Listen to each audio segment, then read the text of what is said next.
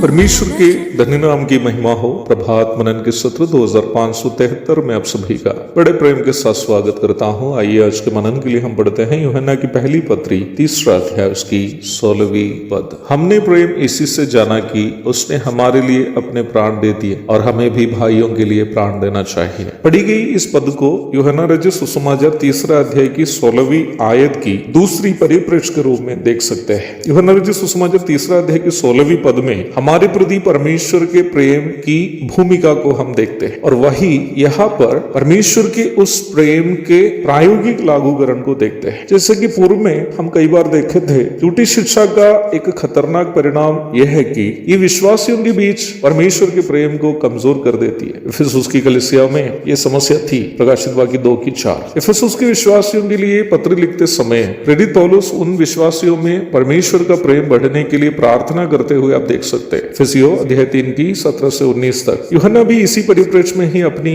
इस पहली पत्र लिख रहा है। झूठी शिक्षाओं के चंगुल में फंसकर परमेश्वर का प्रेम एक दूसरे के साथ दिखाने में विफल हुए इफिसुस के विश्वासियों को प्रारंभ में पढ़ी गई पद में यूहन्ना समझा रहा है कि परमेश्वर के प्रेम उसकी परिपूर्णता में कैसे हम एक दूसरे के साथ दिखा सकते हैं। 16वीं पद को अर्थात हम जो प्रारंभ में पढ़े थे, हम 2 भागों में विभाजित करके समझ सकते हैं। पहला भाग में हम इस प्रकार पढ़ते हैं, हमने प्रेम इसी से जाना कि उसने हमारे लिए अपने प्राण दे दिए। इस भाग में यूहन्ना ये कह रहा है कि उद्धार पाए हुए लोगों में जो प्रेम है उसे हमने कैसे जाना या कैसे पाया। परमेश्वर का पुत्र प्रभु यीशु मसीह परमेश्वर के साथ अपना तुल्यता को वश में नहीं रखते हुए हमारे लिए खुद को शून्य करके क्रूस पर बलि करने से हमने ये जाना कि परमेश्वर का प्रेम संपूर्ण त्याग है जो हमारे प्रति है। उसके पूर्व दुनिया केवल स्वार्थ को ही प्रेम समझती थी। हम जिसे पाना चाहते हैं उसके प्रति हमारा स्वार्थ को हम प्रेम समझते थे। वर्तमान काल में भी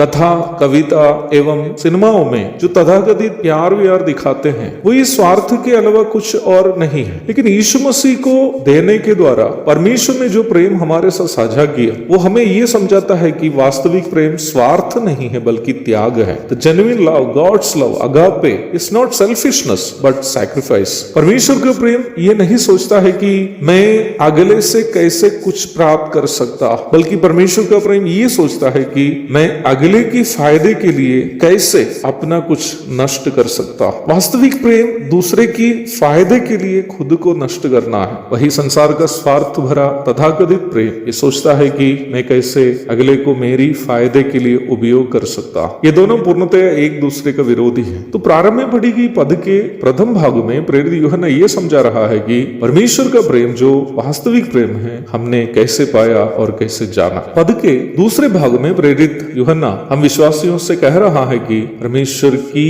ओर से हम जो उद्धार पाए हैं हमें ये आदेश स्वरूप दिया है कि हम जो वास्तविक प्रेम पाए हैं एक दूसरे के साथ उसे साझा भी करें। दूसरे भाग में हम इस प्रकार पढ़ते हैं, हमें भी भाई के लिए प्राण देना चाहिए। यहाँ इसे एक आज्ञा स्वरूप बताया गया है, इसे कमांडमेंट। यदि हमारे अंदर परमेश्वर का सच्चा त्यागपूर्ण प्रेम है तो उसे हमें दूसरे भाई बहन के साथ साझा करना चाहिए। If we have received the love of God, the true love, it is our responsibility to share it with our brethren. प्रेम साझा करने की सीमा क्या है, अर्थात हमें कहाँ तक प्रेम करना चाहिए? What is the limit to share the love? प्राण देने तक, even until sharing our life. क्योंकि यीशु मसीह ने हमारे लिए अपना प्राण दे दिया। कहने का ये मतलब नहीं है कि हम सब कल जाकर के एक दूसरे के लिए मर जाए। कहने का ये तात्पर्य है कि ऐसा कुछ भी हमारे जीवन में नहीं है जो हम एक दूसरे की भलाई के लिए त्याग नहीं सकते हैं। There is nothing in the life of a Christian which he cannot sacrifice for the benefit of others.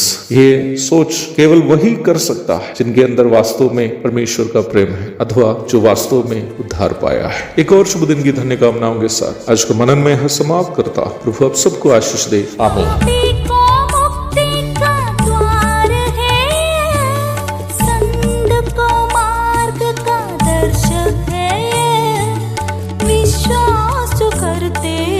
उसके लिए अनंत जीवन का साधन है ये है वचन, प्यारा वचन, यीशु मसीह का प्यारा वचन।